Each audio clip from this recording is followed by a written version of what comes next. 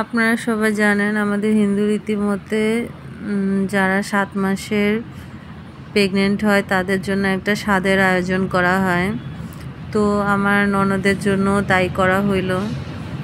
তো আমার ননদের বাড়িতে আমরা ছোট্ট পরিসরে একটা স্বাদের প্রোগ্রাম আয়োজন করছি, সেটাই আমরা পালন করতেছি।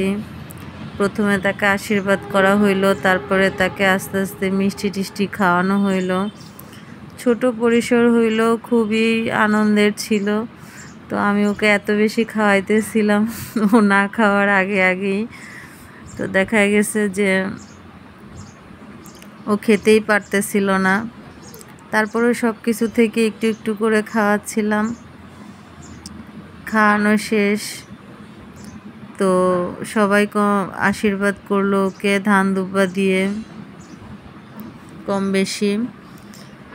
তো ছোট পরিসর হইলেও দেখা গেছে যে ভালোই আনন্দ হয়েছে, খারাপ না সব মিলিয়ে।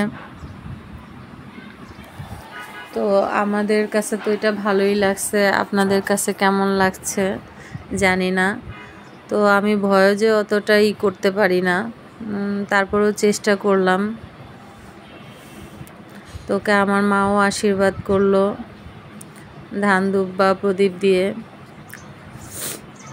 তো ওকে দেখা গেছে যে সব রকমেরই কম বেশি খাবার দেওয়া হয়েছে সামনে।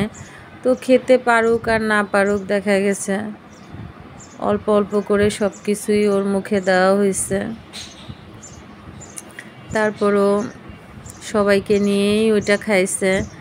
তারপর দেখা গেছে যে একটু করে আমার ছেলে ছিল, ওর ছেলে ছিল, তারপর আরও একটা বেবি ছিল। তো সবাই মিলে সেখানে একসাথে ওরা একটু ছোট্ট কেক কাটলো। কেক কাটার পরে একজন আরেকজনকে খাইয়ে দিচ্ছে। এভাবেই আসলে আমরা কি বলবো, ছোট পরিসরও হইলেও খুব ভালোই আনন্দ করছে। কেক টেক কেটে খাওয়ানো হয়েছে ওকে, এই আর কি। গ্রামের অনুযায়ী, নিয়ম অনুযায়ী, গ্রামের বলতে হিন্দু রীতি অনুযায়ী সবাই কম বেশি এই অনুষ্ঠানটা পালন করে।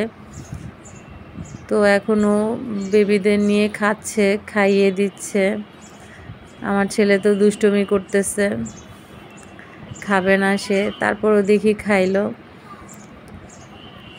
তো ও একটু খেলো, কম বেশি সবাই মিলেই খেলো।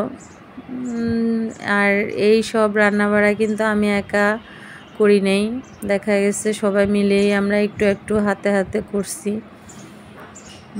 টুম্পাও আমাকে হেল্প করছে।